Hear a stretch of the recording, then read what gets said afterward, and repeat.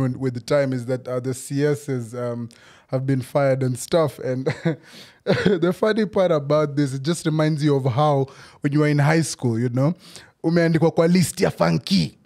Like umeambiwa maybe a certain club ama mmeambiwa guys munaingia Buruji ama munaenda Stato ama munaenda Moi tuseme this is the best funky in school. It's the one hakuna funky na BD symposium or whatever. You know this is the one to be at. Listen, yule maybe head captain anakuja pale Daro kuita wasenda watoke, excuse me madam, a few names here. Zinaanza kuitwa pale. Austin anaitwa, list imeanza. Mamba, safi. Conrad, Calvin.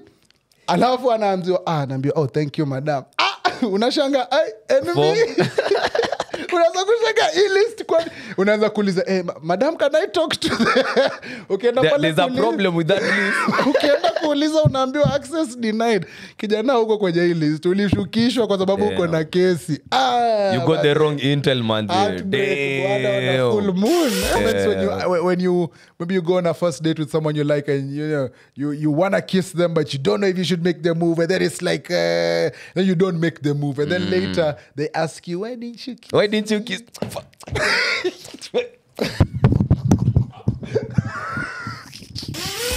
Ilikuwa inasema kumbe comrades wao wakisema that comrade akikuchapia yeye ni vegetarian kumbe anakula mama mboga. Unajua nilisoma hiyo kitu nikasema my god. Nadhani ni msabe kwa vegetarian nyama kando, but kumbe ni mama mboga na diet manzi. Mama mboga na wase wengine 320 kumbe. Ukifika pale unafinya nyanya nyingine. Unafinya over nyingine. Alafu kitoboka lazima ununue sasa wapata.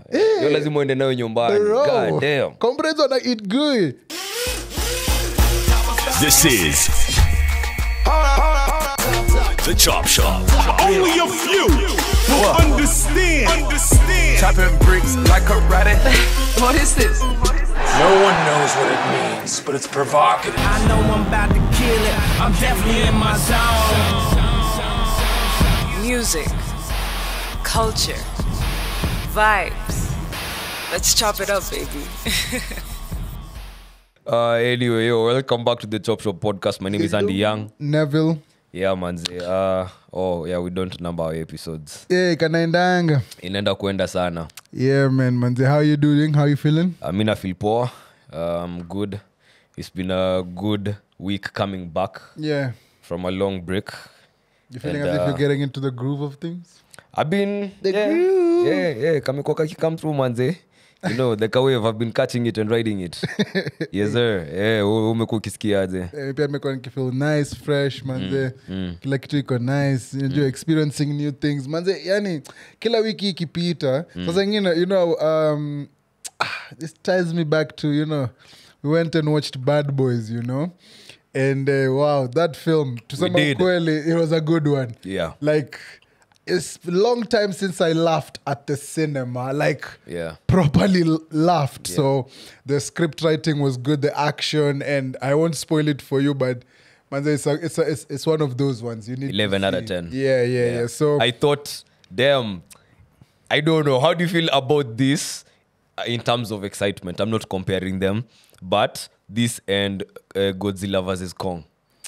Damn. I know. No, the writing I have to give it to, of course, because there was lots of good boys, monologue. There was lots of good comedic moments. The humor is top notch. The humor is top notch. So when I see that, I'm like, okay. But when it comes to like CGI, the use of the graphics things, lema uongo mingi tunaonanga. The Godzilla and Kong really did a good work in that, But I'm still usually wondering how Godzilla is usually walking in water and I've seen the memes. Guys, come on.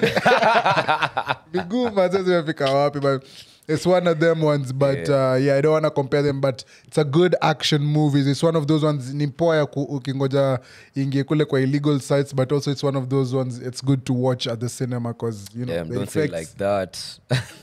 Nimekumbuka conversation fulani ya cinema. Waliniuliza mulipiga poll fulani. Oh yeah. But then you are right. Let me tell you, as wase wana indulge in chapo na masandwich, sometimes conversations munasahau alafu zina come through tu. They just come at the right time, right? Hey, chapo. So kulikuanga na poll fulani ilikuwa inachukuliwa someday in studio, behind the scenes. I'm telling you, we have a very interesting cast behind the behind the cameras. Paul. Oh, very interesting. But Paul ilikuwa, and it was a weird conversation to have given Nev and I were going out for a movie. That, have you ever received Glock in a theater? Yes. Have you ever gotten head at the theater? And consensus ilikuwa aje, okay. Austin ameanza kusmile. Man, the guys are fidgeting. But the most important conversation wasn't even that. It was, ilikuwa ni cinema gani? Kabisa. And from the consensus, we were having a common answer. Kulikuwa kana msee anauzaga mangoma nje ya hiyo cinema, si ndio? Remember that guy used to sell, is it CDs, yeah? The tall yes, guy. yes. We And all bought something from him, whether we listened to the music or not. But hiyo cinema ilikuwa hapo, and ilikuwa inaitwa aje? Sijui jina lakini there was an ice cream spot hapo kando. Acha tuseme tu. Na pia place ya food. Watu mlikuwa mnaenda 20th, mlikuwa mnajua mnaenda kufanya nini huko manze. God damn. Huko ni kama kuko na zile cameras wase wanasemaga za kwa cinema. Manze hamuogopi. Hamuogopi. So wase wanasema they received their first sloppy toppy at the 20th cinemas. Yeah, I love the conversation that was being had cause mi vitu zingine wanga tu naona ni safe ama these are things that happen in the western world cause in Nairobi unaenda ku receive head in which cinema that doesn't have cameras where you're being watched. Kweli? You know, cause how else are they looking out for guys who do piracy? Mtu amekuja na record movie mzima anaenda na upload ile set yenye ambayo uko Kenya lakini uko Spain. Unacheki? Imagine wase wana try kukachiwa ukipirate alafu unakachiwa ukipigwa ka kabi. Check hizi struggles manze. We need to come up with a nickname for head. Oh yeah, true. Yeah. But also at the same time, it was just yetu. funny to find out it was the same consensus. You know, iko cinema nyingine at any other. It was like, hey, cinema wengine walisema zingine lakini hatutawaanika. Taki kuanika. The innocent shall be protected. Yeah. So it was a weird conversation, by the way. It was a public's.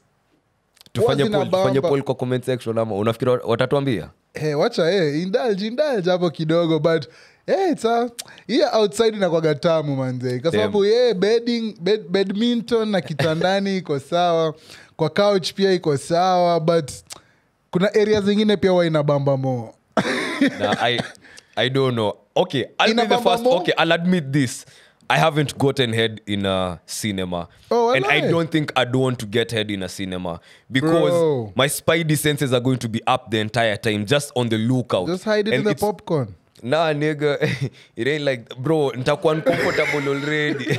Just make a small hole over the popcorn. No, I'm not finna do that shit, and bro. Then as she's looking for the popcorn, surprise! Wiggle. Do. Some mustard on the popcorn, some mayo. Hey, that's quite nice. Ain't no way, bro. No, Z. My spidey senses itakuwa up the entire time. Yeah, I understand and that. I won't. But get what the if best she really wants to get because down, bro? You know, sometimes when the girl them want to really get down, sometimes it's hard to say no. I know. Sometimes you can't say no. What you gonna do, bro? Be honest. Be honest. That's a yes. You want this. You want it. If she's about it, then you'll just have to give it. It would have to be situational. Acha tutacheki. Because if I can't be in the experience the same way, damn. Tunanika tuanike, bro. Tuanike. I don't know. In what context? Kunanyesha, bro. No, not right now. Through the mud, my nigga. Not right now. I might have promised. Let me also protect you in a way. Okay. But there's a time we went, I did a party. It was a sick party. Okay. And it was a repeat party that we were doing, right? Okay. And then we went to the after party. Right? Okay. And you got an experience that you came back and you shared with me and you were like, you know what? At first I thought, because, you know, we fantasize about such situations. I thought it was going to be dope. But honestly, I didn't enjoy that shit, bro, because it went like this and like this. That. Not how I thought it would go. Yeah. So for me, I think it's one of those experiences that I don't feel like I have to have. You have to Sina have, your yeah. pressure. Unacheki. So kweli. I'm not the guy who is going to dash into maybe getting into freaky situations in an environment where you're not really supposed to be doing that. Because there's guys who love that adrenaline rush. Like, what if we get caught? Yeah, that's me now. That's me now. I'm on that side. That's why I'm like, and I'm sure throughout this entire podcast, I guess this conversation will come up a lot. For me, sometimes I just want to give in to the ego, or I want to give in to that little voice that says, you can do it, or you only live once.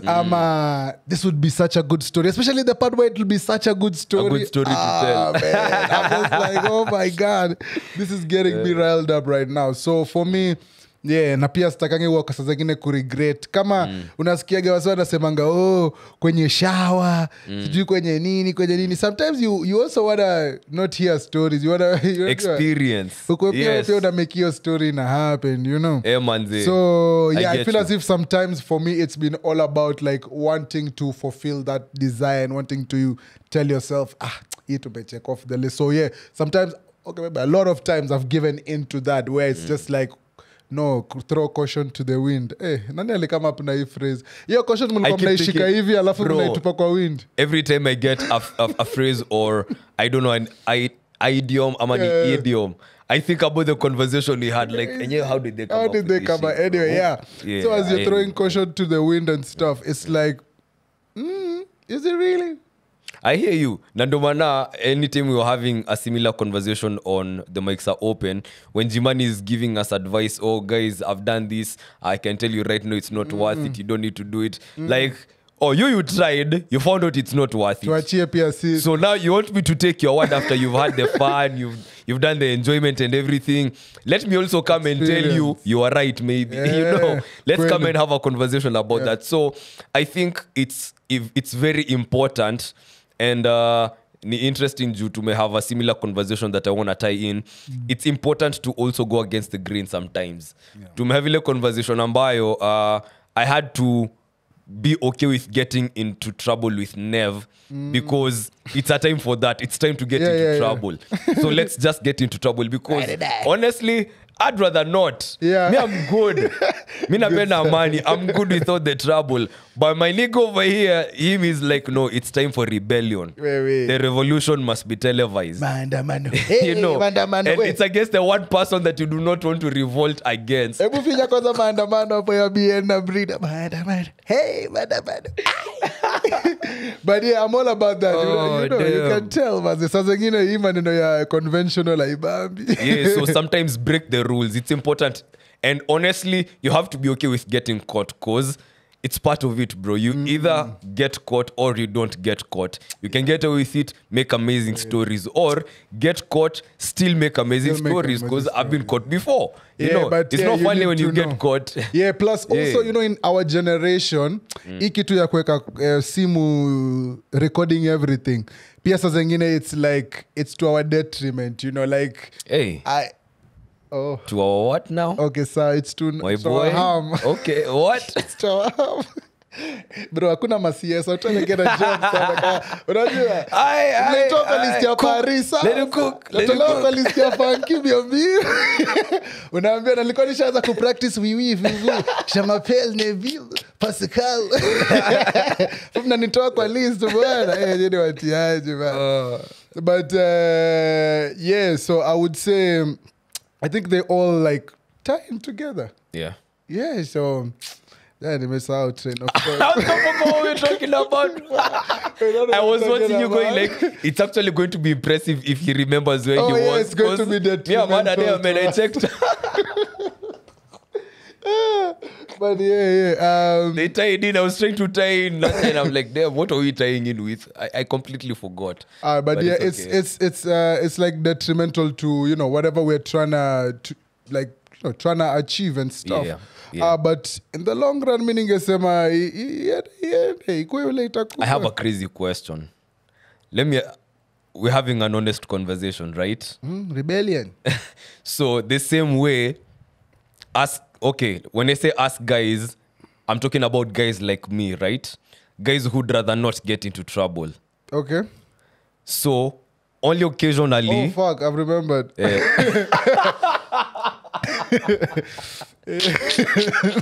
I was talking about putting your few phone moments up. later. Kachapo kamefika kwa stomach sasa. Ina I love digestiwa it. mzuri. I love But yeah, I it. was talking about Let's putting go. your phone up, Yeah. you know, recording every moment. Yes, it's dope, but sometimes we are recording illegal moments. Kama kunaona like there's some moments like getting the sloppy toppy when like you're driving. You've yeah, seen don't it in do that. movies a lot of Yeah, time. yeah. But recording that and putting that online, yes, as your peers comment section tutako big up. But wale the law wakiona hiyo watakubig up in another way. Yeah, you feel man. me? Yeah. So sometimes also recording, or even, you know, like we saw it on the 25th day of June, you know, like recording yourself in certain areas where it's like, Yeah.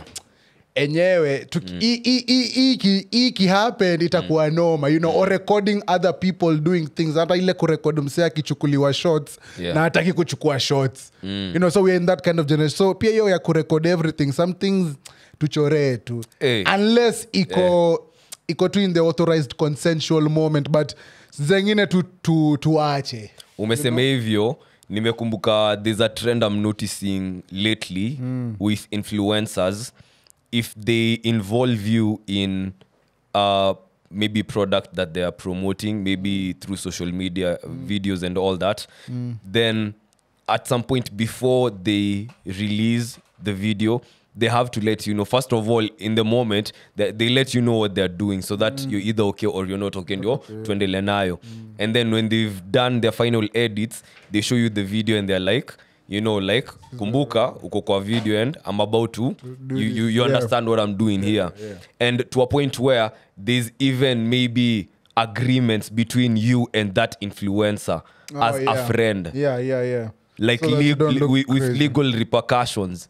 You know, ndio ukijua ulikuwa una consenti maneno. So we're living in that time right now. I can see that. Yeah, you involve anyone in anything, there has to be an agreement. Lazima mwelewane. Yeah, like record your friend doing the angukanayo and all that stuff, good stuff. But saa zingine hata wewe, like there are some things where you do and you're like, hey, we wish we wouldn't have recorded you doing A, B, C, D, you know? Yeah. But also in the moment it was fun, it was a vibe, you know? So sometimes pia kuwa discerning kidogo ujue nye hii ni recording na hii pia siya kurekod. Ama unaweza jirekodia na ujiweke, but ile ukishaamua kupost. Kwa kuna ile unaweza record. But then, of course, the nonsense thing that us guys we used to do, like the revenge porn thing, where tule record intimate moments, alafu sasa juu tumeachana na kupiga nazo, you know, that is not it's it illegal at all, yes. Yeah. So iso of course not, but kama kuna moments flani, yeah, because say everybody's recording everything. Like we've seen it also with recently, you know, like if there's killer cops who are killing guys in peaceful protests, you will see their videos and photos everywhere, because now people are, you know, we're in that kind of generation, and we've seen it time and time again, you know, throughout the whole world. You know. So I would say we just need to also be cognizant, be wise. Like record kitu ya maana, man, you know. Alafu record 8K management. But nilikuwa niulize see how people like me who are averse to maybe resistance and not in I can't stand up for myself, but I avoid trouble, right? When now you have a troublemaker right next That's to the you, best mix. trying to get you into the trouble now. You have to accept that resistance. Now, for you as the troublemaker, do you usually feel the same resistance when someone like me is trying to be peaceful? Yes. Yeah. You for real? It's a vice versa kind of thing. Because sometimes it's like, yes, and I know we've said it here before, but I think also you grow out of those things, and also you adapt to situations. Because I've been in that situation where we've gone with my way, where it's like, hey. And then in the end, we look back and it's just like, hey, maybe we took it too far. And then we've also been in that situation where we've decided, and then in the end, you feel so disgusted with yourself. You're like, damn, you would have taken those guys. You know, something like that. So I've been in both sides. So I'm usually like, I've learned from both situations. And it's usually like, unakuwa tu kofia nani unatry kama wewe mediate kama iwezi mediate sasa kila msee sasa ikue we are not bonging now. Yeah, because I was just thinking about those feelings, like does Neville feel this but sometimes but sometimes because we're mostly peaceful, you know, us Ashley, okay, Nimrat, mi na Kelly tuko side moja unajua, but most of us are Mr. Waki. Are you watching what we think you're watching, my nigga? Wait, what's that challenge called? Kiki, or what is it called? The one for tan. When do unajua jina wewe? I don't know. I don't know if it's the Kiki challenge, but yeah. Mawano. Hey, mabude. Anyway, weke yo tan. Na wajua wagwan. But yeah, that challenge is nice. Thank you, ladies. Hey. But I was piga ile silhouette. I think silhouette will always be there. Woo! Hey, no. Silhouette will kill X. I mean Twitter. Ceiling challenge for me. Oh, that's second. The ceiling was nice. The silhouette was number 1 for you. Yeah, man. There's just something about the mystery and the lights and the... Nah, I want to see shit, nigga. Turn the lights on real quick, nigga. Upside down. But okay. I understand that. But to switch gears kidogo tu. Unataka tuende wapi? Hebu sikia hii headline hapa kidogo ni kuchapia alafu niambie kama maneno iko aje. So police arrest woman who sold her sibling for just 410 naira in order to give her boyfriend money to buy items required for their traditional wedding. All is fair in love and war. What do you mean? Shorty sold her sibling.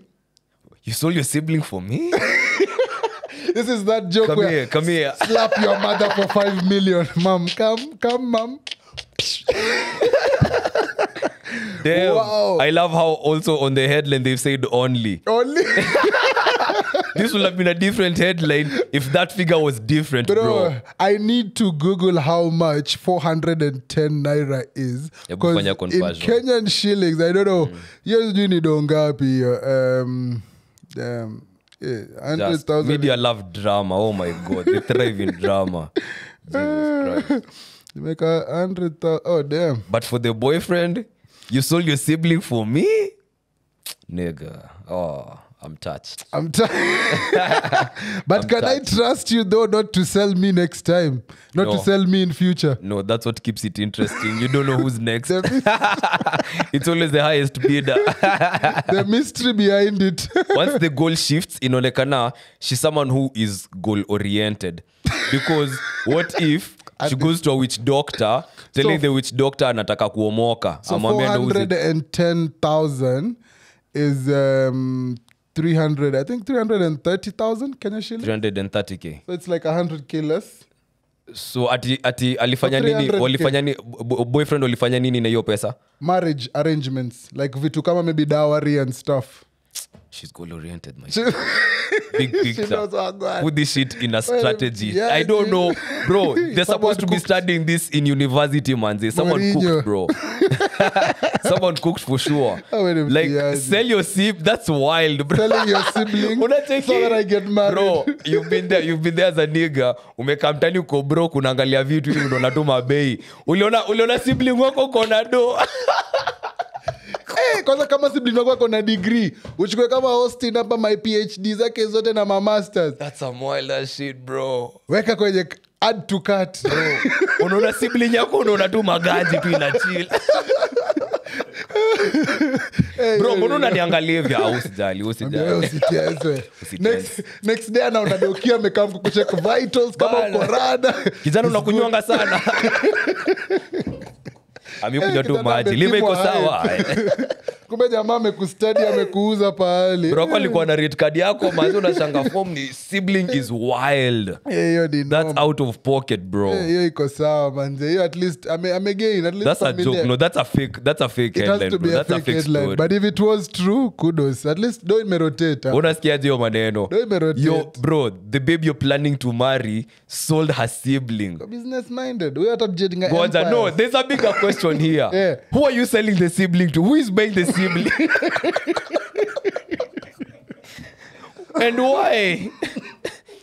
Sibling for hire has PhD masters, has graduated Osam Kubulaba. Let's really think about it. Who is buying a sibling? Bro, resume. And for why? Resume, bro, ina matter. For what, bro? CV ukituma pale ya sibling. For money, for 300? For 300. Nigga. Eloquent, has traveled the world. It knows all the cuisines. Na probably wali negotiate manze. Ndio. Imagine zile vitu alikuwa na throw hapo ndani. It's such a specific amount. It's for 10. That means walianza maybe so 5 akaambia wewe acha. Kwa serious manze. Ule mana ana PhD. Ukata 50k. That is wild, bro. But yeah, that's a wild ass headline. But continue doing the Lord's work. Nah. We imagine sibling wako amekupiga bei wewe. Hey, inakubalika kama ume misbehave. Nigeria tutatuonyesha vitu kweli. But yeah, man, the part imenikumbusha plus also as we're recording this I guess the latest headline for us, but I'm sure now it's gone with the time, is that the CSs have been fired and stuff. And the funny part about this, it just reminds you of how when you were in high school, you know, umeandikwa kwa list ya funky. Like umeambiwa maybe a certain club ama mmeambiwa guys munaingia Buruji ama munaenda Stato ama munaenda Moi tuseme this is the best funky in school. It's the one hakuna guys funky na BD symposium or whatever. You know this is the one to be at. List imechongwa wa in advance. Wase wamejiprepare, wase wanadu maybe inaitwa the presentations. Kila mse amejua unajua strategy ni strategy. Umeandika letter, kila mtu on the other side anajua hii day na kuoma ya usijali hata we kama kijana unajua ile shati yako 1-2 ile lofa like kila kitu iko set. Colombo umefinya set like kile baki tu ni day ifike upande basi upelekwe day inafika unaacha wenzako akiwa daro wanasoma hata best feeling unajua hiyo day uko free una do other things hata usomie then uko tu free hata list kitu hata hawarakishi unaambiwa form 1 ndo ameanza kuitwa sasa yuko form 3 ama form 2 small guys wacha waite small list yule maybe head captain anakuja pale daro kuita wasenda watoke excuse me madam a few names here zinaanza kuitwa pale Austin anaitwa list imeanza Mamba safi Conrad Calvin alafu anaambiwa thank you madam unashanga enemy unaanza kushaka hii list kwa unaanza kuuliza madam can I talk to ukienda pale there's a problem with that list ukienda kuuliza unaambiwa access denied kijana huko kwenye hii list ulishukishwa kwa sababu uko na kesi you got the wrong intel man there full moon damn hiyo ilikuwa inanihapendia bro mpaka I remember even I developed the tactic nikaingia St John's ndio sasa niende funky zote cause kila funky inahitajigi so a medical saving a life, you know. Niko nikiokoa siku mingi. Sasa ndo nakokoa. But yeah, it's one of them ones. So for me manze ikifika mambo ya funky manze ilipata heartbreak but iliendanga zengine.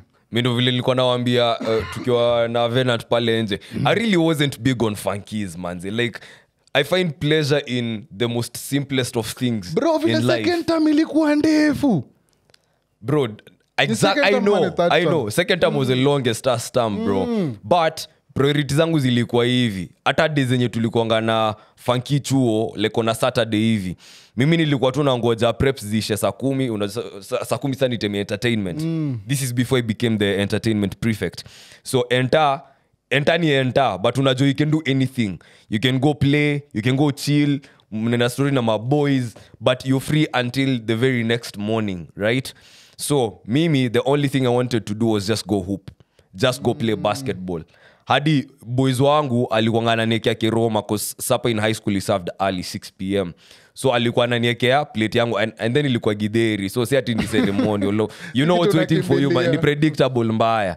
So I used to look forward to such things. Yani every day nikifanya hivyo, I go shower at my own time. Sasa zile showers ziko, you know, packed cause damn kama hujashika stories zetu za high school manze. Mimi niliogea chuo yetu showers zetu ziko na milango. So sometimes it's awkward unaogea kwa ndo. Hata probably hata hakuna. Tawuli leka kwa ukuta juu sasa nyuma there's another nigga waiting for you to shower manze. So it's been a bit awkward for a while. So right now there's no such thing. Unajua utoka tu vizuri and then you'll go you eat your own food vizuri, uingie entertainment hall, ucheki kama movie yenye inacheza ni entertaining, go like nah, let me just go sleep. And then you know for tomorrow morning unaamka ukiwa fresh. Bro, I used to look forward to that more than anything. Okay. So funky kinianguki on my laps, I'm like, I bet. Let's do it. Let's go. Sisi ulikuwa wale watu tulikuwa nataka tu utoke shule at least to relax mind, plus kulikuwa na ile at least ukienda huko unacheki mavitu zako menu na because talking about that I don't know, is it this ties into the conversation of you going to summer tides. Okay. Remember we were to have a conversation. Yes. So kijana alienda summer tides, of course alitesa kwenye decks. It's always good to see. And I think I'll let you say it. Oh, so that I can tie it into the high school stories thing. Yeah. Alright, sasa conversation yenye tulikuwa tuna have, this is the premise. So there's been such a crazy build up to summer tides. Kweli? It was the only conversation in town, like apart from MAANDAMEEZY. Yes, apart from Maandamano, and it's interestingly, and I'm glad, I don't take it for granted, it's one of the few events that haven't been cancelled because of what's been going on in the country, and it felt like Kenyans really needed these ones. Guys in Nairobi really needed these ones. Let's get out of the city. Tumeandamana sana. We've been under a lot of stress and pressure, so I feel like it's a good thing that it went through. So some of my homies behind the scenes walikuwa naniambia how envious they are of me because I'm going for summer tides. So mi argument yangu, of course, namwambia check you bro, mimi siendi sherehe, mimi naenda mboka, mimi naenda kama DJ. I'm just going to work, and if I'll have fun, well and good, right? But my focus is not on kwenda kupiga bash nini. Focus yangu ni kwenda kuentertain crowd. That is my focus. So he was like, lakini unajua bado wewe ni DJ manze. So umemaliza set, alafu unaenda kudoze. Umemaliza set yako unaenda kulala manze. Fanya kitu, alafu unajua mademo atakuwa nakurukia nini. Guys, it's I tell you, my guy, the version of me they have in their minds is better than, like, I'm envious. I'm like, give yo, me that version. The version of me you have in your mind is living a very good life, manze. I only aspire, right? So, fast forward to summer tides. I go to the Aka Arena place maybe 3 hours before my set. Juu kuna DJ anaitwa TM. DJ alinitoa kwa room yangu manzi. I was enjoying the vibes from my room because it wasn't far from where the stage was set up. But TM alinitoa kwa room yangu. Oh my God, I was out. He was dropping kina Carnival, kina Glorilla. He was playing those bangers. I know me, I'm about the ratchetry, man. Hey, take it. Nikaenda outside. So, I'm catching a vibe also. There's 2 other DJs who played before I. Jimani alifanya maneno yake, and Mr. C DJ'd before I did. And every DJ brought their uniqueness. Every DJ brought their uniqueness. I love it for them. So simini kwa hapo, of course, I'm seeing what's in front of me, and let me tell you, Kenyan women are gorgeous, beautiful women. Oh, vitamin I, optical nutrition, manze tulikuwa tunakula vizuri, manze healthy diet. So of course at that time I'm acknowledging the beauty around me, but kwa akili yangu siko ati let me make a move. No. I'm like, I just need to do my thing when I go on stage, and then afterwards let's see the vibe. Acha to feel vibe itakuaje. So I did my thing. I'm outside. Still, it's madness, it's chaos, it's packed. Guys running up and down nini. But bro, everywhere you go is booty. Is 10 out of 10s, my guy. Like, vitu hata ujai imagine unaweza ona. Combinations zenye hata ujai fikiria. Like, damn, they make it, bro, like, how do you exist? Ain't no way. So, I decide, let me just take a step back. Kuna time nilikuwa nangojea Ashley, PJ na Malik, because I had Malik's phone. Nikapatia Ashley before niende stage. Na Ashley sijua kwa wapi na PJ. And then I'm telling Malik akuja chukue simu yake, because I was contemplating nimalizane na hizi vitu, mimi ninge room yangu ni doze. Niko na flight kesho, actually in a few hours. So I need to be up for breakfast nini. So that's my calculation. So nimeka hapo reception. I've told all of them, find me at reception. It's a common meeting ground. Hakuna mtu atapotea.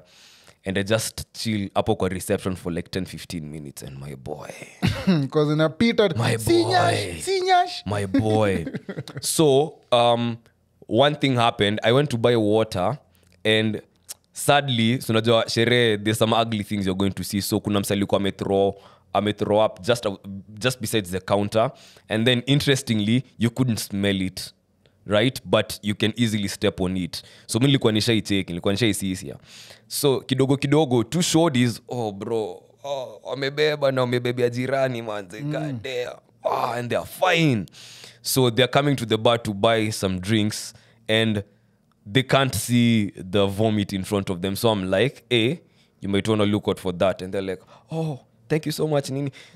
There lies an opportunity. So nikakumbuka ile conversation yenye tulikuwa tunahave huku prior, maboy wangu akiniambia, but Andy manze, unajua hata after ume DJ and then when Andy young mademu anakutaka. I'm like, bro, I wish I could put you in my shoes uone vile kunaendanga manze. Unacheki.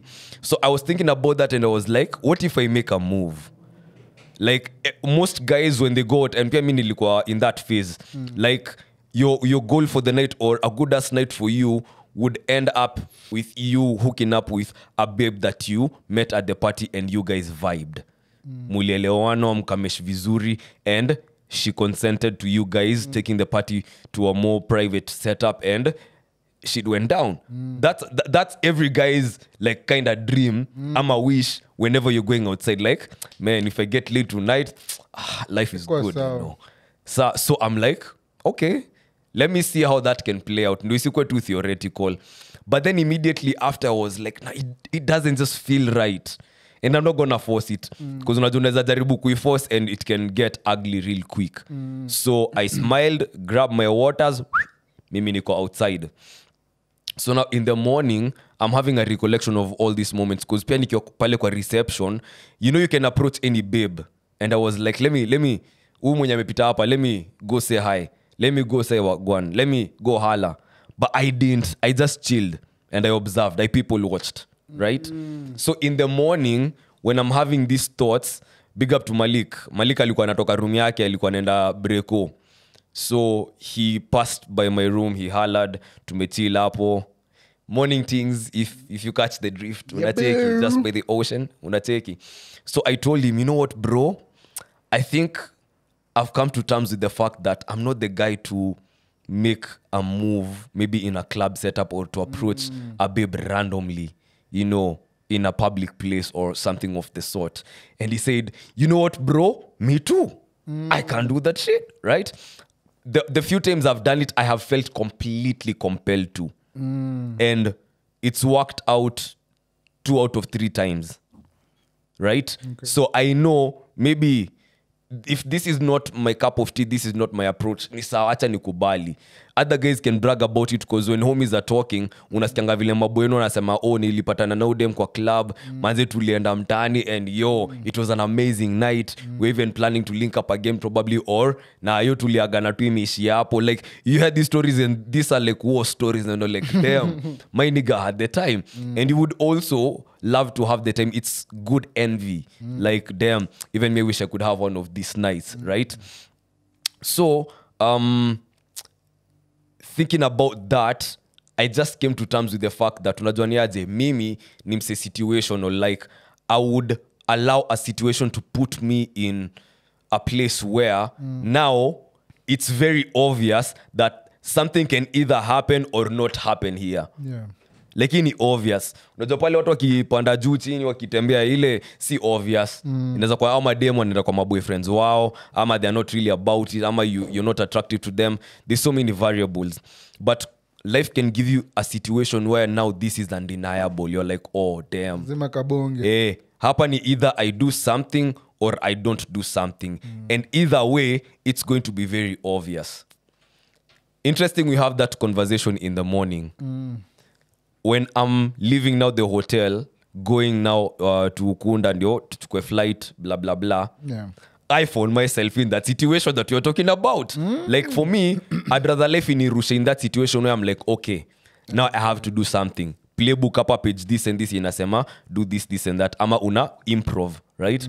And I found myself with a very young shorty next to me who we had met before in Nairobi before we came here, because we're strangers, hatujuani hatutaongea, you know. So now that you're going back, there's kidogo familiarity and warmth, right? And bro, it was so dope such that I didn't even see my tickets. I didn't know what seats or what seat I was going to go sit on because she handled everything. Design I was like, come sit on this. Okay. Oh, sorry, the seat thing. You know, I was just, you lost me at the sitting. I sit, you sit. Oh, sorry. Okay, continue then. Okay. Commercial. Yeah. So it's very interesting because I feel like this is what I feel happened, right? Or this is what I think happened.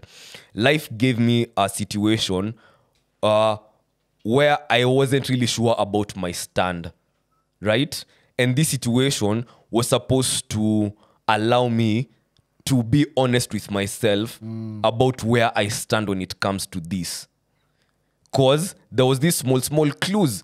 The seeds were planted when we were having these conversations prior. Yeah. Then I go to Diani and the situations are playing out in ways that, okay, this is how I imagine it going. And my night is going just vile mimi nilikuwa nafikiri itaenda. But then the universe does the thing. Okay, so you have this belief about this situation. Is that where you really stand on? Or do you think you want to maybe consider something else? And then the situation happens and you become very honest with yourself. Ile, enyewe, nikiwa too honest, mi na feel hivi. Aya. Life is very interesting because like, okay, that's what you're committing to. Sawa. The very next scene is something playing out to really test whether you're really standing on business vile ulikuwa unasema, this is what you're standing on. Yeah. And then it plays out and you're like, this is exactly what it's playing out how I think it will play out and I think I can work this environment. Yeah. And you actually work that environment. So nika come to terms with the fact, and maybe you're different because I know your approach to these situations is different from mine. So mini LeBron kijana. No. Kakando. And it's our ISO on me. When I too straight man then like you wouldn't even worry about it. So me I found out for myself. Yeah. And I agree, by the way. I love it when it's also a situation kind of play that you have to make because that's what you know, environment ikisha adapt hiyo inakuwaga best. But sometimes it's just like, you have to make the move. And I've told you, this comes from, for me, it comes from, first of all, I tied back to the high school. Like it's like in quotes, like a trauma. Sisi tukienda high school, especially in a boys' school, lazima urudi na namba. Ama kurudi na some sort of communication na huwezi kuwa tu umeenda girls school, na upigwe education. Hauna proof hata. Like go and do something else, you know. So we had that time, and I'm sure we've talked about it on the pod before. You could breeze or just, you know, kulikuwa na those guys, like when we went back to school, the guys who didn't talk to girls, they were ridiculed and wase walikuwa tu wana treat ni kama seni trash. Oh wow. Oh yeah, bro, do you know what my homies used to tell me? Yeah. My homies used to tell me, when utakuja kusumbua our daughters because you don't want to do these things now. Oh yeah, because they're young. I was like, my nigga chill. My nigga chill. So it's one of them ones. So for me, nipatia yo trauma ya, I remember, bro, I'm sure we've said it on the pod, we've even faked writing numbers on our, like, when we wrote even a fake number on the chest just to make it look like, yeah, she wrote it on my chest, you know, like an ego kind of thing. But at the same time, it's not what you really wanted to do because you might have just gone and told the girl, hi, mi natoka Brookshire, blah, blah, blah, blah, blah. Natoka hood gani. Oh, you know, just the simple banters, you know, and stuff. And maybe be told, oh, sawa, my Facebook is blah, blah, blah. Or my Ninio is, you know, type thing. So, yeah, I did go through. So that kind of made me want to just off the cuff talk to the baddies, you know. So, yeah, kidogo wana niko na hiyo. So sometimes I usually have that like a silent demon when you fight with them where you're like, you've seen a Peng Shore, she's, you know, okay, yeah, Peng Shore is, you're a guy, you think this, since she looks beautiful, she's interesting, so you want to talk to her, so you're like, hey, damn, a part of me would want to know what she's about. Then kuna ile part nyingine ambayo inakwambia, hey, utasema nini tena kusema nini sasa so tayari unajiweka down so you're like let me just chorea this story unajua but then kuna ile part sasa within me niko like yo shida yako ni nini like enda tu pale anzisha ikienda iende isipoenda pia jitoe you know so yeah kama mbaya so I give in mostly to that you know to like just go and see wagwani kama iwezi sawa so I have that always in mind and also just you know I remember also growing up I attended a few bash unajua mimi kijana ambaye siku grow up in an affluent area nikienda bashi ya Masonko unaonanga vitu zingine you're like you do ni msupa na mimi nimezoea karo you know there's a difference that you see you know so I remember I used to go and I see these things and I'm like damn I can't even talk to that girl cause kwanza unajidoubt cause pale umetoka si ndio so then you're like damn so I used to feel that regret every time I go home I'm like damn I can't talk to Shori. Hey, inaniuma. Yani nina regret. Unajua, it's like those moments when you maybe you go on a first date with someone you like and you know you want to kiss them but you don't know if you should make the move and then it's like then you don't make the move and then later they ask you why didn't you kiss?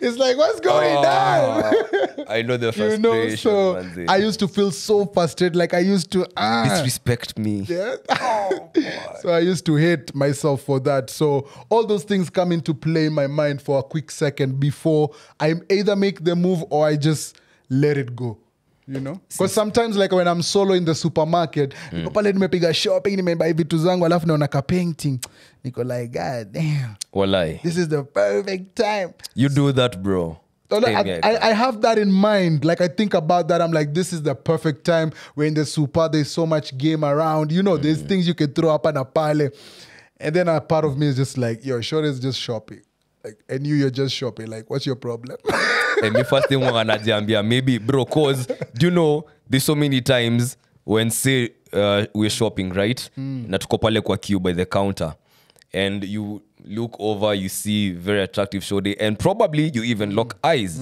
right and then in your mind that shit is playing out like damn should I say something should I make a move blah blah blah a few moments later the husband walks into the picture just walking into the picture with the kiddo and you're like I'm glad I'm glad because boy sometimes you gotta scope it you gotta okay it sounds stalkerish but you gotta wait to see the movement patience just a little bit of kidogo tu hata ukiangalia zile documentaries ukikishapiga chapo like lion pia iwe ama lioness huwa inategea kiasi before irukie ile maneno ya kumanchi unajua manzi so in the moment I'm usually like that so nikiwa solo most of the time when I divert I'm just like let me let it go but then sasa zingine ukiwa na the Monday ama ukiwa na watu ukichocheka kidogo ama ukiwa na kitu kwa system usharuka unajua ama ukiwa na pesa kwa mfuko usharuka I think inakuanga easy ukiwa na mbogi cause wanaweza influence ama wanaweza kupiga psych tu jokes like especially if you have maybe guys who are cognizant whether ni maboy ama madem no like kwa group yako or cognizant ujazo hizi vitu so mimi nikisema no napenda vile after we record podcast na Ashley na Kelly wanakuja wananiambia do you know we've realized whenever we are podding with Neville we speak a whole lot of Kiswahili and we speak a whole lot of Sheng and I'm like what are you trying to say what are you trying to say about my boy big up DST man big up DST but damn, what was I saying? Yeah. Sasa nikucheki sasa. Kwa commercial kaingia katingia. Ndio hiyo sasa. No, I've remembered. Nilikuwa niseme, I think one, I'm open. I'm always open to maybe even trying these things out. Trying to go against maybe something that I've held on to for such a long time. Because maybe sometimes inatakanga you to just test the barrier. You don't need to go all the way in and then the universe is just waiting for you to make that ka commitment and then pull you in and show you it's not as bad, you know. Kusema ukweli hata kuna kugana zile instances even you talk to a buddy and she's just like, yeah manze, I was waiting. Or sometimes or you react to a buddy, ama you know, you get a DM from a buddy, ama you do something that, you know, makes a buddy recognize you and she's just like, yo, I've been waiting for you to make a move. Why? Come through, say hi. Yeah, sometimes the baddies, you know. Am I the bad guy to say this? Like, yo, shorty, I feel like if you've eyed me and if you want me and if you want to holla, come holla, bro. They're gonna say you're sassy, my guy. Aina shida, mi sitakata. Aina shida. Come holla. Maybe akili yangu hata iko hapo. Maybe my mind isn't even there. And probably I'm not looking your direction. Maybe I've spotted you. But again, anything could be going on. So shorty, if you want to holla, that's one of the ndio nilikuwa hata niendelee kusema. The other thing is, si feeling ile pressure ya I have to say something or go say hi. Sina hiyo pressure manze. Si lazima niende niongee na mademu mwenye ameiva ama kila demu mwenye ameiva niende nibonge naye. We don't have to have a conversation. Maybe the whole purpose of this interaction was just for me to see beauty and soak it in. And just be on my way and go like, wow, I've seen some beautiful babes in Nairobi. Ooh. It's okay. Imagine ukisema umeona na umelik. Hizo ziko si ati aziko juu situation pia itajipa. Like if the universe puts us in a situation where okay, we have the green light and maybe something can happen, bado neza bant neza pata maybe damn I thought this was it but nimekula block ingine mbaya sana manze. You know, I'll allow it. Umeni redirect, umenionyesha what I thought wasn't, so thank you so much. Umenionyesha it's not here. Maybe go try somewhere else. Nitakubali. Really? But it's okay, you can call me sassy, you can call me the bad guy, but shorty, if you wanna holla, if you find me attractive, come say what, go on. Say imagine, hi. I am of the same train of thought, but when I can do you the appreciate, cause what? Yo, wait a minute. Kwanza, I have been the guy. A shorty who is hitting on you is coming through. Like Andy. Is Neville single? Is he seeing someone cause maybe I wanna go say something? That's what and I'm like, this is exactly what I'm talking about. A shorty approaching my homie. It's good. Do the thing. Say the thing. It's a good thing. You're a king. For those who have the cojones, it's good. Do it. Trust me, it'll get you more rewards than you think. Oh yeah. But at the same time, ni sawa. Pia mimi na appreciate, unajua kale ka the tension ama the chase. Kale na ni check. But kuna ile eye contact flani ya anyway. No, hiyo sana I think I'll cave in. Kuna eye contact flani I'll cave in. But ile briefly ile I have to guess, nah. Ain't about it. Na ile mmelock eyes more than once. I'll wait. Damn, it's ever happened before. Shodi went to the washroom. But I'm glad nilikuwa hapo na Ashley. Ashley ni mse wangu manze. Cause tulichill kidogo, then guess who came through? Shodi's husband. We didn't even know that Shodi was out with the mandem and they are not boyfriend, husband. Na sasa ilikuwa ile time yenye ametoka, so I'm like, oh, I can also go to the washroom. Yeah, I need to load off some shit, right? Okay. And then maybe accidentally bump into you. Oops. Hey. Kumbe. Didn't see you there. Biena alisema nini? Bibia wenyewe saa zingine manze inakuwa ngori. Is a no go zone. Najua zone ni tamu. Austin, I can see you holding your head. Ay. Because you understand the wisdom in the words. The Solomonic wisdom in the words. Celebrity. But it's feeling your pressure kubonga na madem, and I'll appreciate beauty when I see it. Yeah. And again, when I feel compelled to make a move and go holla, then I will. Yeah. Nakubaliana na wewe. I'm gonna do that. Yeah. It is what it is. I guess situation that depend to ni nani, but yeah, kama inaweza, and tuna appreciate wale pia wasupa ambao wanaingia pale 3-point line, wana shoot their shot na inaweza. Pia kuna kugana hii conversation fulani nilikuwa nataka tu have mbio. Long distance. Longer distance tula. Mana longer distance tula. Lakini sina mpenzi na mzazi. Oh. So for me, I was like, long distance relationship with your parent. Sasa zingine ni muhimu. kuna na ka Very, respect very. fulani ama na ka sijui niite aje, kuna ka boundary fulani ambayo kuna respect fulani utagain toka kwa mzazi na kuna boundary fulani wa mnaweka.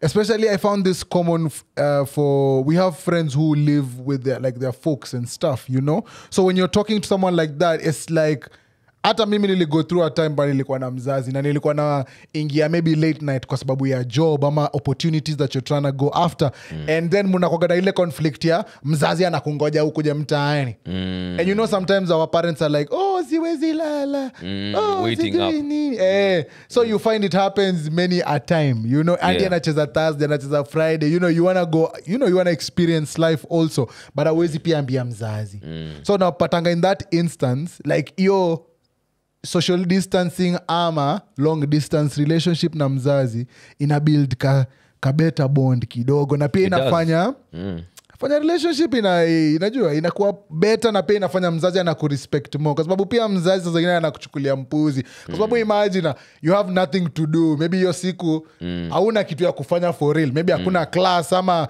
job uko off and you sitting at home, you know what does to our parents. You just sitting like what are you umekaa chini na kuna vyombo even if everything is done it'll still be like wagwan, you know, and it becomes worse when you're not doing a job or doing anything. You feel me?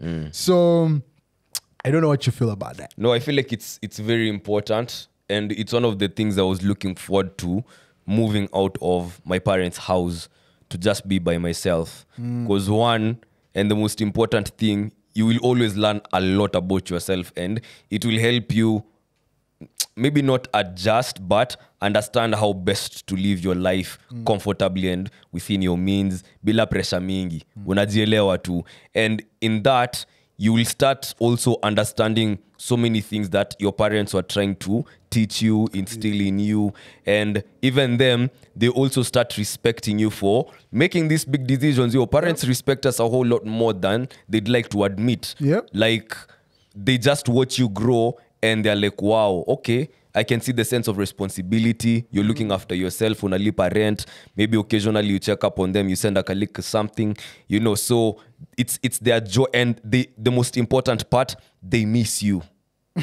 They get to miss you because when you're in each other's space a whole lot, you're bound to butt heads. It happens. Nata ndo nilikuwa nikwambia, this conversation goes even beyond parents. It's with everyone. I just every wanted to put it in that context. Just for that sake. But hiyo nyingine is a story for another day. Inakata anytime una distance vitu mbili, there's a mutual respect for both of them na kuna ile kumiss. You know, that's why after ulitasema them nimemiss pero let me check up on them, let me call them. It's a good feeling to have. And the fact that you can be able to do that is even a luxury that many people can't afford, unaona. So I think it serves so many purposes that we take for granted ama hatuwezi ona, you know, in real time. But it's very important. You heshima, and also bro, you need to grow, you need your space. You can't you can't do some things in your parents' house. DJ aje ukilishi kwa mzazi. Hawezi. Itakuwa ngumu. You need the space to also just be yourself, ukwe tu comfortable. Stina nadhani ni kudj ile kudj. Wetu pale unapiga ati live session ati lockdown. Relax. But also as we continue manze, na vitu fulani nimekuwa nikiona kwa mtandao ambazo zimekuwa zikifanya ni feel damn, how would life be if we were put in that situation? So listen to this. Things that are illegal in North Korea. So one of them is jeans. In those jeans. Leather jackets. What? Yeah, so none of that. Microwaves, Bibles, designer shoes, sports cars, weed, iPhones, slang, porn, K-pop, YouTube, leaving the country, calling outside the country. So yeah, those are just some of the few things. I'm sure there's a whole lot of other things. But in that situation, like... Come on, man. I don't know. So I was like, I'm sure they've adapted to ways, but it will be such a funny high thoughts in a way, you know, like in that situation, I don't know if we would survive in the long term, but because you have to. Yeah. Just because you have to. lakini itakuwa shingo upande sana manze. And we've said this before. Anytime you step out of this country, despite everything we go through, you'll come to appreciate a whole lot about Kenya. We take so much for granted, so many things for granted.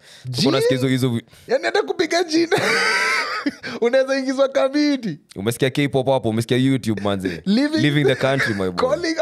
Calling outside the country. Sahau you're super forever. But I respect their society and how they run their things. Anyway, it's not my preference. Moving on. Not my preference. Kuna kitu fulani ilionanga pia online. Ilikuwa inasema kumbe comrades wao wakisema that comrade akikuchapia yeye ni vegetarian kumbe anakula mama mboga.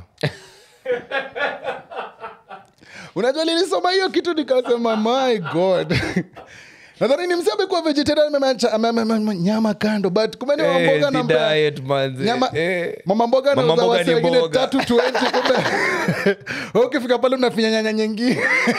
Unafinya over nyingine. Alafu kitoboka lazima ununue sasa wapata. Hiyo lazima uende nayo nyumbani. God damn. Comrades wanna eat good. Mama mboga lakini is wild. Mama mboga is wild.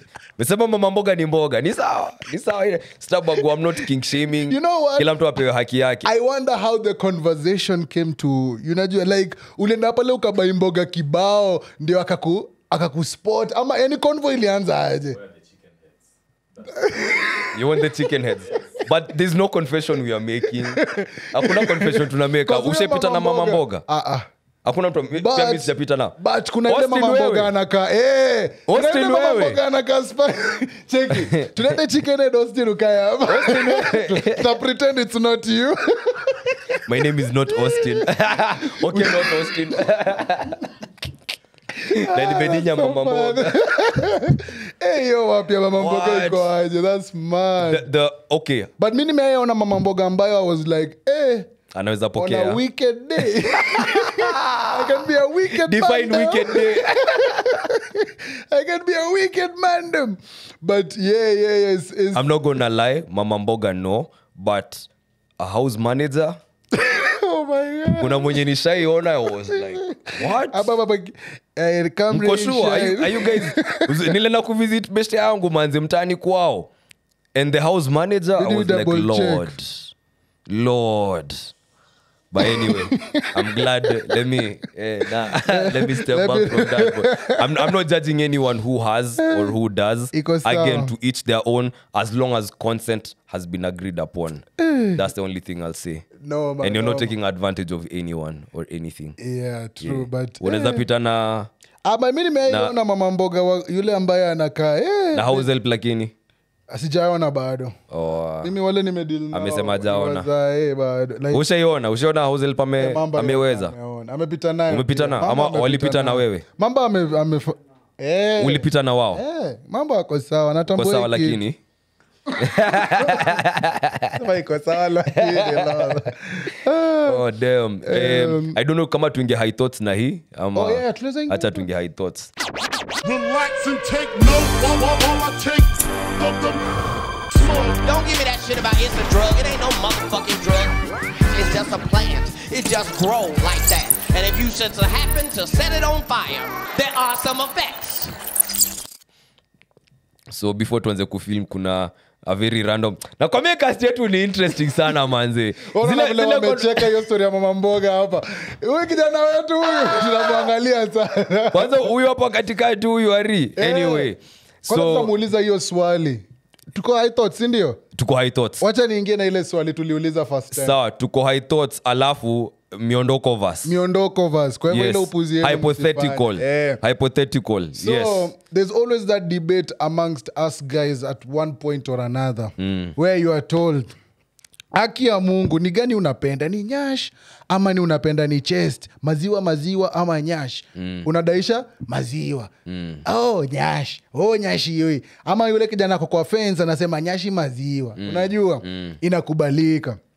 Alafu sasa kuna ile swali ambayo inakuja mwingine kama Andianga anatokea anasema by the way mimi pia msimini msewa uso, mimi napenda a beautiful face over everything else. Face card any so day. Now the question in the Miondoko verse in the high thoughts is if you had to choose one, face, nyashio, ama maziwa yo.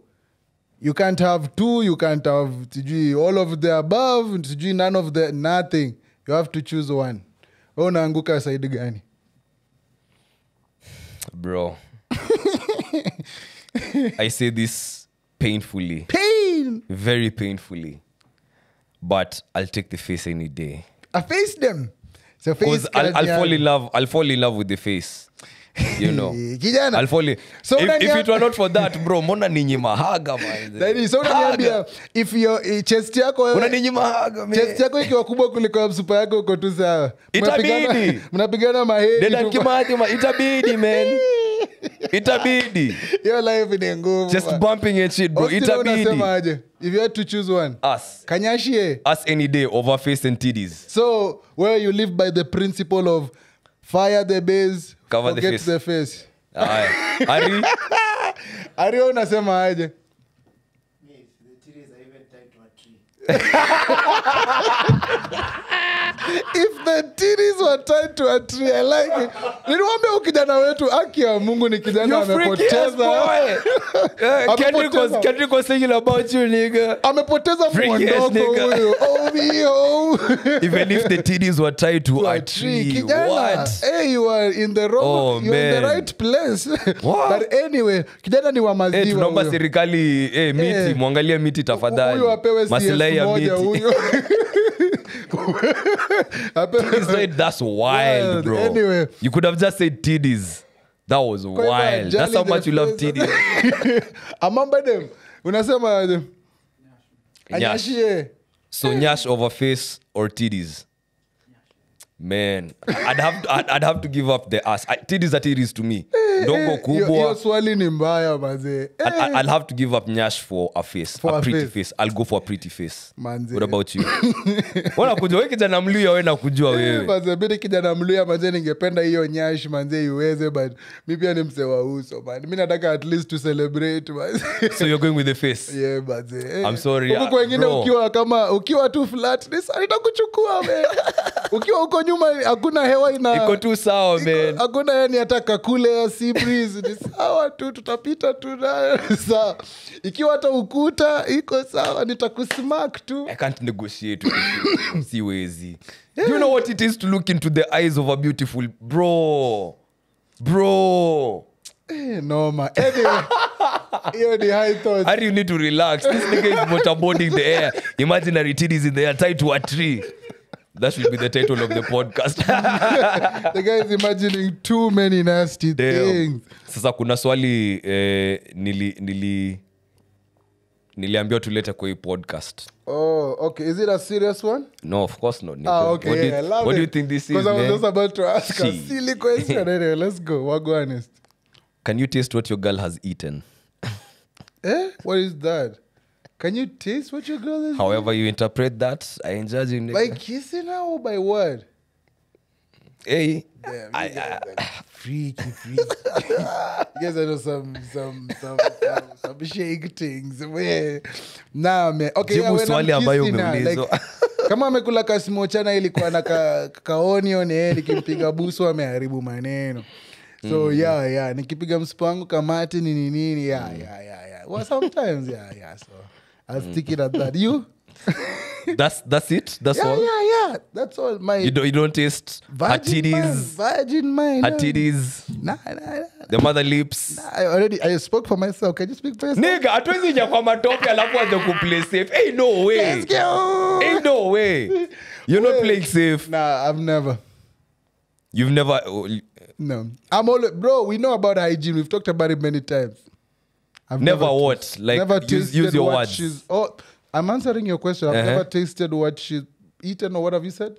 Yes. Yeah. Anywhere, I'm just generally. I've explained the mouth. Okay, I've explained the four lips that I'm used to. No, you haven't explained you only said the mouth. Okay, so the other two lips that I'm used to, yeah, I've never. And I make sure zimesafishwa. Metoa kila kitu iko safi alafu ndani. Wajaionja. Hiyo ni nyinyi. Ulikula cheese leo? Hiyo ni uongo. Hiyo niliwaachia hiyo. Wewe unasema But no, I was talking about maybe eating a shoddy out. More so what she's drunk. there's a time I've tasted maybe, especially if she's been drinking. Why the silence? No, Wait, am I the only one who's gone through this, who's experienced this? Like you can taste what Chodi has drunk. Talk to your guy. Yeah. Ari, your conversation you come out to have now. Wow, this is where you draw the line, my nigga. This is where you draw the line. Bro, you're in the tree. But you'll hang titties on a tree and I eat would have them. given you a Wow. chicken head. Wow. Oh, Wow. my. Austin, you've never tasted what your Shodi has eaten. Leave alone the mouth, because that's obvious. Pineapples. Yogurt. Andy, but you're specific. This guy. Why? You're being like Tariq Ari. now. Tariq Never. was eating it on the first league. Ujiwanja maziwa. Calcium hapa na pale. The boys, mate. Unoshaka matunda before ukule. Muhimu, No, muhimu hygiene. Bro, that's a non-negotiable. Hapo hatuwezi negotiate. Mamba. Ati Bro, unatafuta mafanza hakuna, bro. Azi, have you ever tasted what your Shodi has eaten? Wewe ngoja wewe. Have you ever tasted what your Shodi has eaten or drunk? Yeah, because this nigga said about hygiene. Yes. First of all, you're not my chick if your hygiene is down. Yes. So yes, me I'll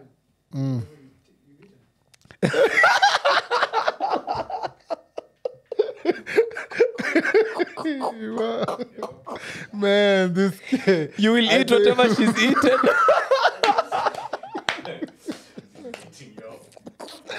That's why I was trying to save you, bro, but you're not savable, bro. You can't make this shit up, bro. You can't make this shit up, bro. I will eat what you... Take a minute and think about that. I will eat what you've eaten. That's Do you know what that romantic means? Shit. Okay, there's a category of this freaky shit called scat. It's a whole thing. You guys are murdering me. If you're about it, I'm not judging the kink. So if that's what you are alluding to, I respect it, bro. There's guys who do that shit. So I respect that. Did you just throw him under the bus? No. Like, bro, if you laugh at that, then you're laughing at people who do that shit. No, bro. the reason I'm laughing is I didn't expect to. And when be I the woke quiet up today, when I hear the term, you learn something new every day. This is not what I meant. I didn't expect this information. Your category, you can literally taste what, or you can eat what she's eaten. But sour guys, kudos. That's the question they wanted us to continue address. with yours though. Okay, let me say this. The only thing I haven't... What were you tasting? Tell us the menu. Like, like what was she like? Tell us what was. So my answer was I couldn't like tell particularly what she had drunk. Thank God. You know, because sijui pombe. Ningejua pombe maybe ningemwambia. I've tasted alcohol before. I know what it can do, right? So that's the farthest I could have gone. But it might be an interesting game to play. What do you taste tonight? Tumeingia kwenye matope manze. But anyway, like on a other funny note, high thoughts manze. You know, greens, kwa greens zengine manze zinakuwaga tu zimebo. Manze yule mse wa kwanza alipika spinach. Si alikuwa annoyed mbaya. Vile spinach ni tamu, bro. Ni tamu, but spinach at the same time, it has to be cooked too well. It has to be done in a specific way. Kama everybody's mother apparently makes the best. You know, ama kama wewe personally. So, nah, man, it must have not been the meal. Unaweza imagine mse wa chapo beans na mse wa spinach. Nani ali nice? Of course chapo beans was a different experience. Lakini sasa imagine vile walikuja pamoja chapo beans alafu na sukuma manze. Imagine the experience. No. Hey, watu wa mboga wametusaidia sana. But I can see where you're coming from. Open greens, maybe broccoli. Wengine wana discover mandege.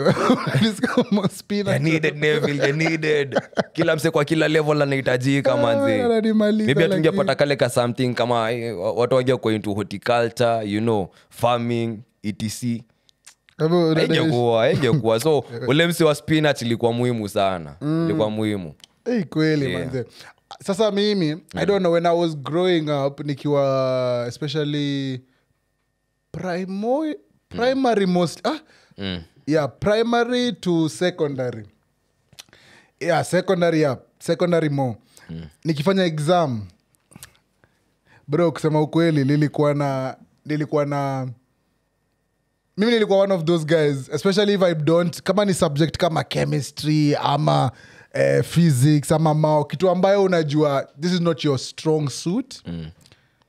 You know those guys in the exam who would like leave early, like mse amechambua hii kitu, yani history wameambiwa wapatiane 5 points, ya alipeana you many other points, unajua. So I was just like, mimi badala nilikuwa nakaka kwa exam mpaka the final minutes. Hakuna hata exam ikiwa rahisi aje. Hata kama umeacha mablanks. Hata kama nimeacha mablanks ilikuwa inside mbaya. Me, I used to have that superstition within me, like lazima tu nikai something might come up. You might think of something last minute, ama formula inaweza anguka, ama Holy Spirit, ama Jesus Christ. Tuliomba Ulikuwa ngoja mseo manze last resort, no, but I get it. Ama yule mseo unangoja kurushe kansa, maybe amefeel a bit, unajua. So maybe kwa till the last second, until the very last minute. Wewe ulikuwa unafeel aje? I only did that if maybe it was a writing intensive paper. That's when I do that. But kuna paper zingine manze ni rahisi sana, umefanya cross check hadi unajiambia dem in no way this exam is this easy.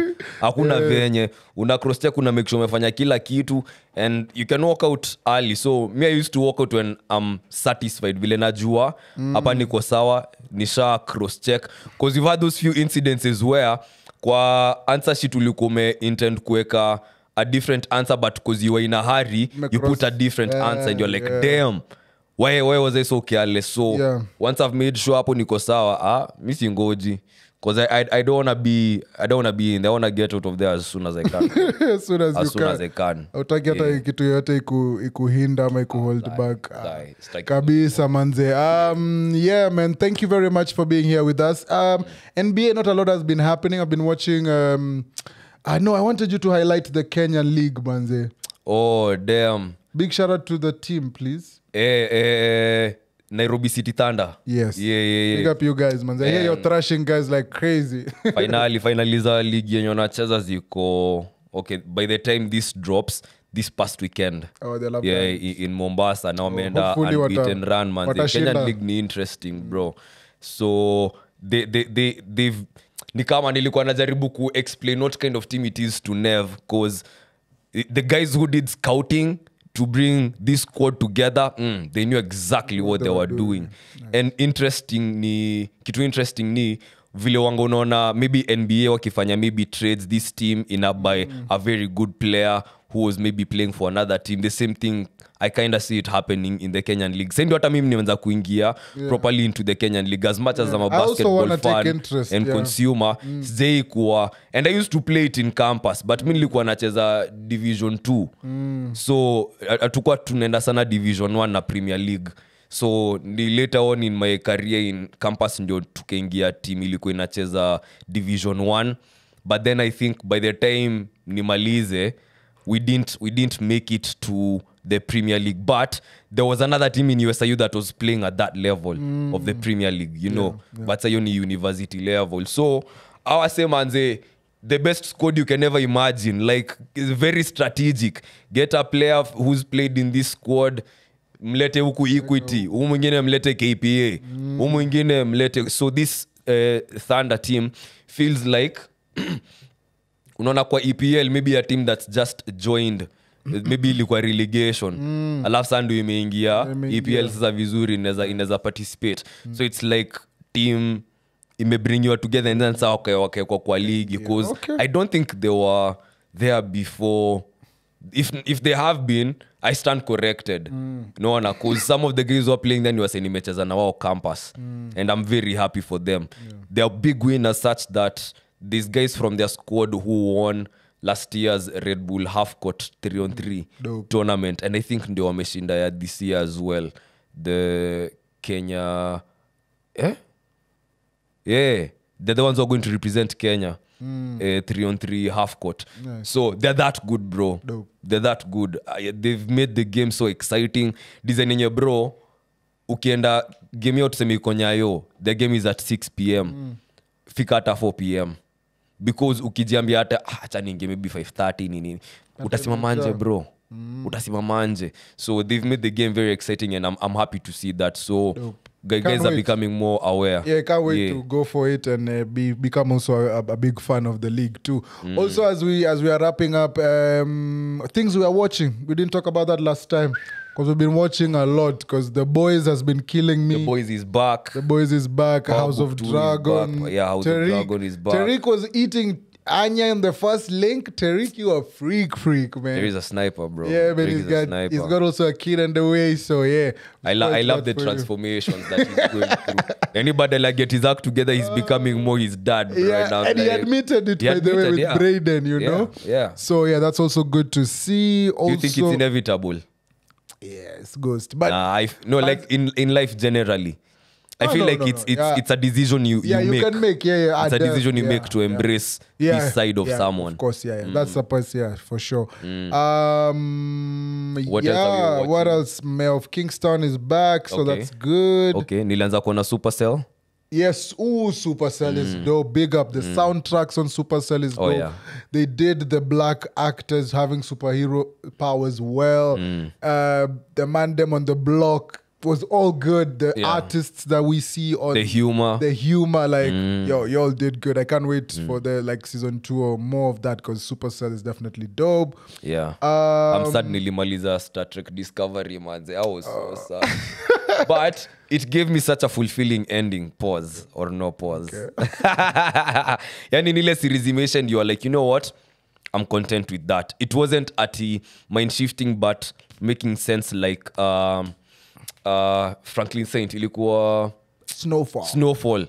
Snowfall's ending, one of the most poetic endings I have ever witnessed in the history of cinema. Myself mineza sema hivyo. So this one wasn't poetic, it was just a happy ending. Like very fulfilling. Like, you know, it's going to take me there, or you want it to take you there and it takes you there. Word. Yeah. Also, we said Bad Boys is a good movie to watch. Oh, yeah. Highly recommended. Bad Boys 4. Yeah. Highly recommended. Yeah, man, they go out there. Also, let us know what you guys are watching. Also, okay, they're not paying us, but Showmax, that Pepeta, that series is dope. Single Kiasi, I watched some of that. That is dope it's too. Popping. Yeah, there's lots of good things on also Showmax. They're not paying, but do the thing. But yes, those are some good things you can watch. Yeah. And then, to recommend as you keep your... anything they've peeped. Yeah, exactly. Remember, follow us on social at The Chop Shop Pod. And, of course, our personal socials too. Like, share, and subscribe. Tell someone about us, the good company, what we are about. And, support us. And, it's the end. I'm thinking, damn, Deadpool. Man, we should do a watch party, manze. We should all go. Even if it's going to be intimate, like even 4 people. We could go. Twende tuangalie. Yeah, but we'll leave this guy here. Leave this guy and on that note, my name is Andy Young. Neville, adios. Adios, muchachos.